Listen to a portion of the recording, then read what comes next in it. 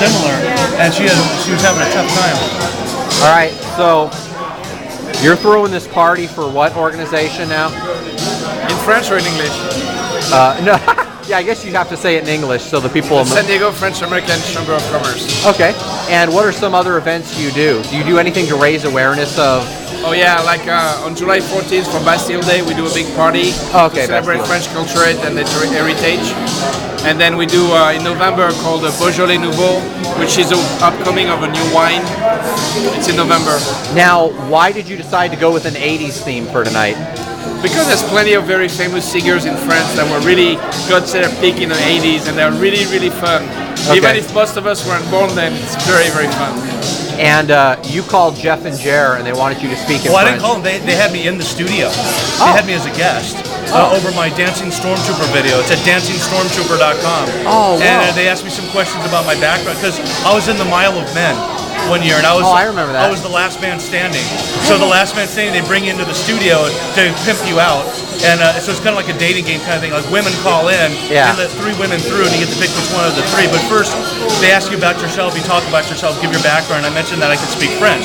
Yeah, that's a good selling point, I would think, for women. Oh yeah, that's why I worked it into the conversation. So I said la merde va cogner le ventilateur, which I don't care to translate in English because Okay. it's vulgar. Okay, And vulgar. as I expected, they did not ask me to translate.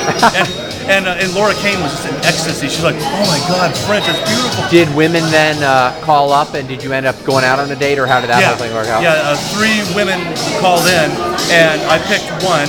And they talked to her a little bit, and then off the air they get her contact information, and you show up at the dinner, and she stood me up, and they set me up with someone else who I actually like better anyway. So, Oh, that's good. So and she said the same thing. The girl they put me with said that she had gotten stood up too. A lot of people get stood up. You'd be surprised how many people do. Well, you know what's funny? When I worked in radio, we did a thing once. It was some special day of some kind where we said we'd take listeners to a meal at a Chinese place. So we go there, and the listeners didn't show up, and it was so odd because it's like we're paying for the listeners to have Chinese food of a restaurant they picked. It's Californians. Californians are flakes. Yeah. So it's I've heard that from everybody who's moved here from out of state. Now, have you ever gone to France and spoken? Because I would imagine that if you don't speak it properly, like you could probably tell me, like when tourists would go up to Nice, where you're from, that you guys, it seems like the French would act rude even if you make an attempt, or am I wrong about that? No, not anymore. It used to be the case for the older generation, but if you just say a few words in French, you're fine. Oh, okay. People would love to help you. Yeah, I was there, last time I was there in the early 90s, and it was like you were saying back then.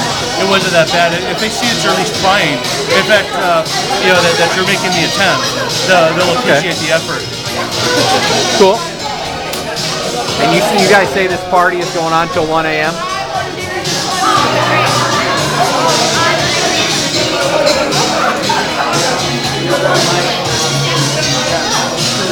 So the DJs always meet the women. Is that how it goes, Chris?